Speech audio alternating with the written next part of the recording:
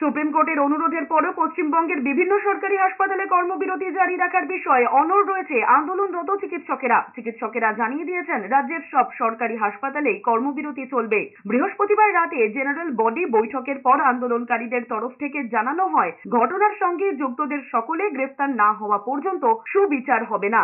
শুক্রবার সিবিআই দপ্তরে গিয়ে তদন্তের অগ্রগতির বিষয়ে জানার পর কর্মবিরতি নিয়ে পরবর্তী সিদ্ধান্ত নেওয়া হবে। সুপ্রিম কোর্টের আশ্বাসের পর বৃহস্পতিবার থেকে কর্মবিরতি তুলে নিয়েছে দিল্লি এইমস হাসপাতাল। শুধু দিল্লি এইমস নয়, মুম্বাই থেকে শুরু করে দেশের বিভিন্ন প্রান্তে বিভিন্ন চিকিৎসক সংগঠন বৃহস্পতিবার কর্মবিরতি তুলে নেওয়ার সিদ্ধান্ত নিয়েছে। কিন্তু পশ্চিমবঙ্গে চিকিৎসকদের আন্দোলন চলবে। আপাতত আন্দোলনের চরিত্র বদলের কোনো সম্ভাবনাও নেই বলে জানিয়েছেন তারা।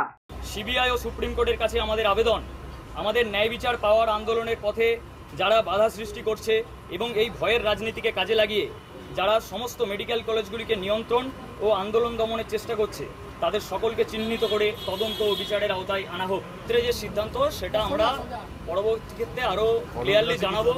হ্যাঁ, এখন পর্যন্ত আমরা যেরকম কর্মবিরতি চালাচ্ছিলাম সেটাই চালিয়ে যাব।